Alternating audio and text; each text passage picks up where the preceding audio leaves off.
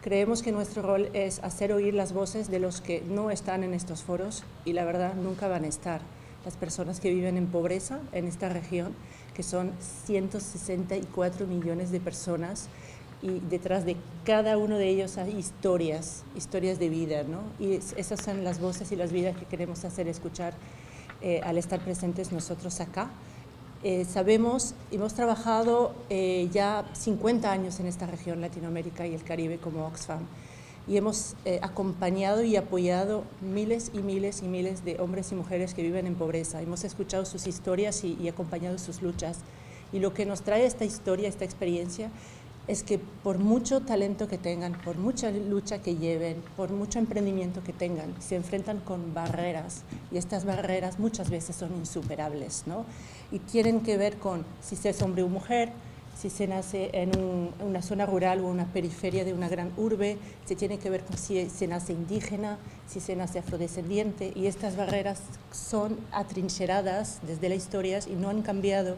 Y eso me hace decir que pues, es casi imposible que una de estas personas con las que nosotros hemos trabajado en los últimos años pueda llegar a ser un líder económico o político y estar presente en el foro. Por eso estamos acá. Sabemos que las desigualdades han llegado a unos niveles pues, muy extremos en los últimos 30 años a nivel mundial, y en Davos pues, lo hemos mostrado con algunas cifras muy impactantes, pues mostrando que 85 personas, la más rica del mundo, poseen lo mismo que 3.5 mil millones de personas. O sea, hasta cuesta decirlo porque es tanta gente, es la mitad más pobre del planeta, ¿no? Tal cual, 3.5 mil millones. Y 85 personas que caben en un bus, pues tienen igual. Eso es el nivel de desigualdades al que hemos llegado después de 30 años de acumulación, ¿no? De esta tendencia. Y del otro lado, pues sigue la pobreza, el hambre y la deprivación en todo el mundo. Y en cuanto a tendencia, eso es el volumen que estamos hablando, pero si nos vamos a tendencia, hay 7 de cada 10 ciudadanos del mundo que viven en países donde la desigualdad ha aumentado. 7 de cada 10. O sea que es una tendencia creciente y no decreciente. Entonces, desde Oxfam lo que vemos es que este nivel de desigualdades extremas y de concentración extrema de la riqueza, pues para empezar es inaceptable, pero también es insostenible. La buena noticia es que se puede cambiar, ¿no? Entonces voy a eso porque es lo que hemos contado en el reporte. Hemos querido hacer énfasis en Latinoamérica y por eso estamos aquí hoy, porque a pesar de muchos avances que sí se han dado en la última década, particularmente en cuanto a lucha contra la pobreza y reducción de las desigualdades, Latinoamérica sigue siendo la región más desigual del mundo, y de lejos, ¿no? Si se comparan las cifras, pues la verdad es que sigue siendo bastante indignante el nivel de desigualdad que prevalece en LAC. Para dar alguna idea, sabemos que en promedio la mitad de los ingresos nacionales van a los más ricos cuando solo 5% va a los más pobres, ¿no? Eso es el nivel que hemos visto. Y hemos sacado la cuenta de que 113 pues, de los más ricos del mundo son latinoamericanos, 113 multimillonarios. Y mientras tanto, del otro lado, hay 164 millones de pobres en la región, ¿no? Eso es el nivel que estamos viendo todavía en Latinoamérica. Y hemos sacado cuentas de que con los ingresos anuales de estos 113, o sea, no solo su capital, ni siquiera, lo que les genera su capital anualmente, solo con este dinero de estos 113 se pudieran sacar de la pobreza a 25 millones de personas. O sea, 25 millones, estamos hablando de la totalidad de las personas que viven en pobreza en Bolivia, Colombia, Ecuador y El Salvador juntos. Eso creo que da una idea del volumen y del carácter extremo de las desigualdades que seguimos viendo en Latinoamérica. Y a nosotros pues nos indigna y creemos que es una situación inaceptable, porque nos creemos lo que dice la Declaración de los Derechos Humanos, que todos los seres humanos nacen libres e iguales en derechos y en dignidad. Y lo que estamos viendo es que muchas de las desigualdades de género, de raza, de condiciones que se dan, tienen que ver con dónde se nace, ¿no? Y de quiénes se nacen. Entonces, en realidad, las desigualdades vienen marcadas desde ahí, y la movilidad social pues se ha vuelto una ilusión, ¿no? Las que nos han vendido como como una cosa que sí se podía hacer, pues se ha vuelto una ilusión. Primeramente, pues quiero agradecer a Oxfam la invitación, ¿no? Y sobre todo el poner en la discusión en este tipo de foros el tema de la desigualdad. No hay mejor ejemplo en América Latina, creo yo, para hablar de desigualdad que México, así que considero un acierto que se haya invitado a un representante del país para hablar de lo que pasa con la desigualdad en México. Y sobre todo porque esa desigualdad en muchas ocasiones tiene nombre y apellido. Y en México, como parte de esos 113 latinoamericanos que están en la lista de más ricos de Forbes, los nombres y apellidos son de seres que vemos todo el tiempo en las noticias y que estamos acostumbrados ya a convivir con ellos y con su poder económico.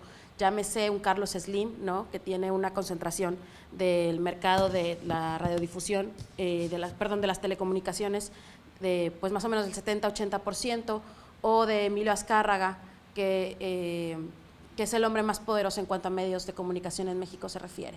Me interesa comenzar con un retrato de la desigualdad en México, porque acaba de salir el año pasado, a mediados del año pasado, la encuesta nacional de ingreso y gasto de hogares.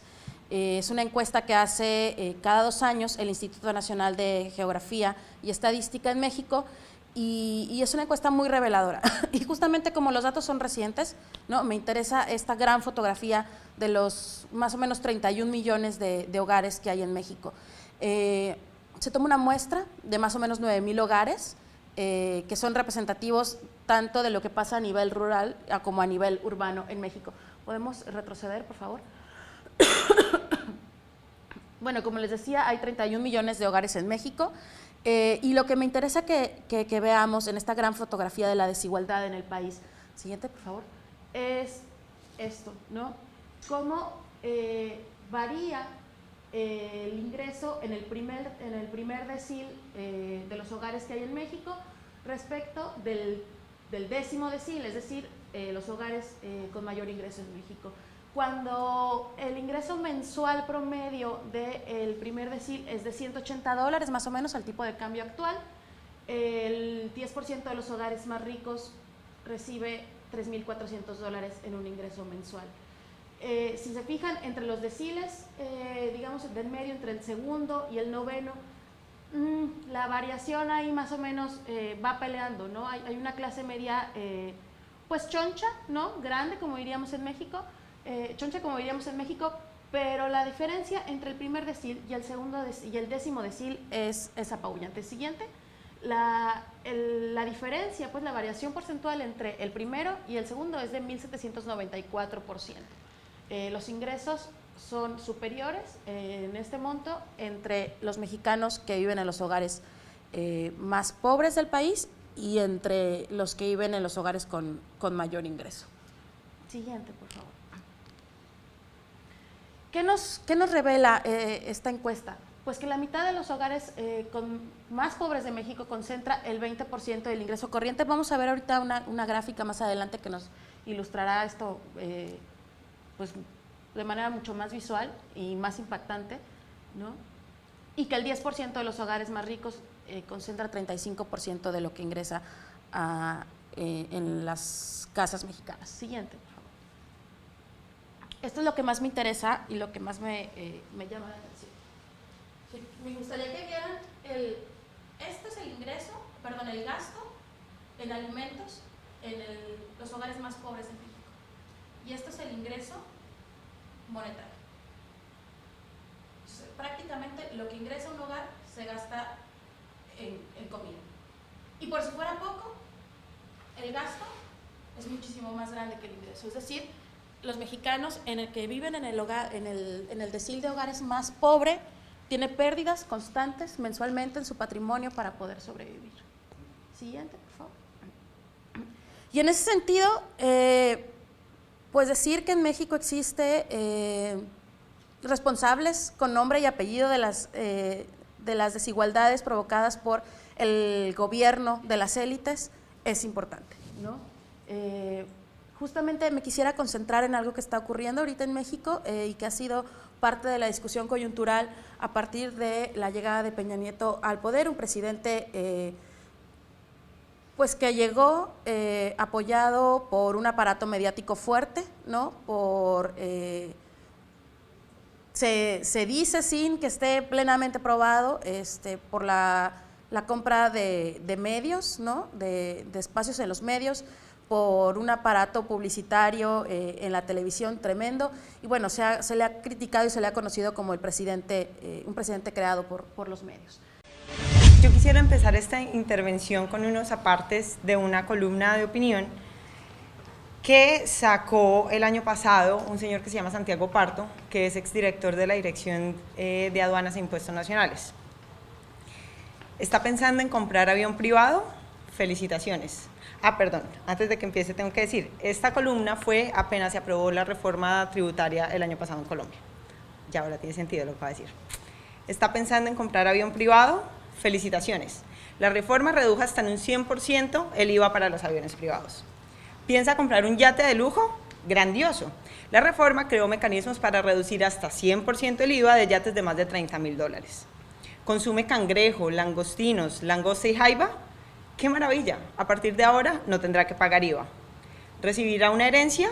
Ya no pagará el 33% de ganancias ocasionales. Ahora pagará el 10%.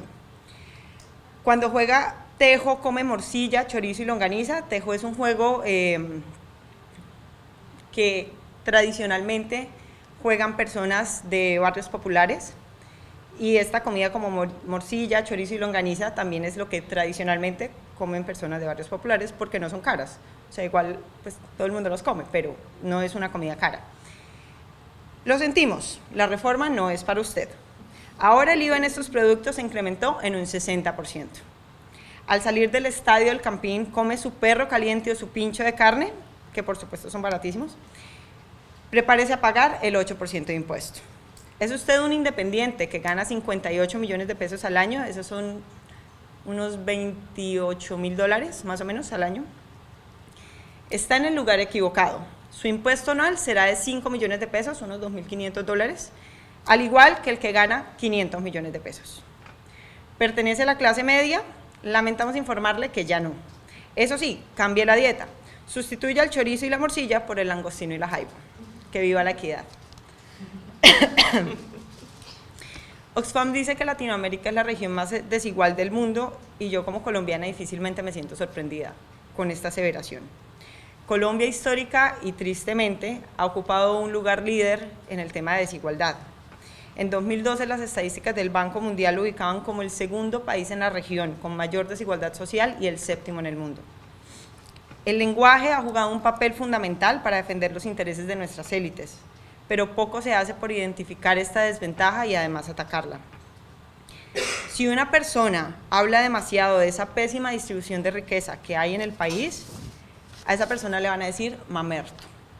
Mamerto traduce izquierdoso radical que no merece ser escuchado porque probablemente es un guerrillero o al menos le tiene simpatía a esos marxistas fascinerosos o, de acuerdo con el lenguaje del siglo XXI, terroristas. Ni hablar de quienes asumen la defensa de los derechos económicos o que siquiera mencionan el tema del modelo económico del país.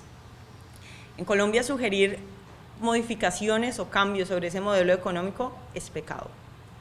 Y lastimosamente los únicos que insisten en ellos, al menos hoy, son la guerrilla, que están negociando con el gobierno en La Habana, y pues ellos son nuestros representantes menos legítimos para hablar sobre todo de temas como el modelo económico.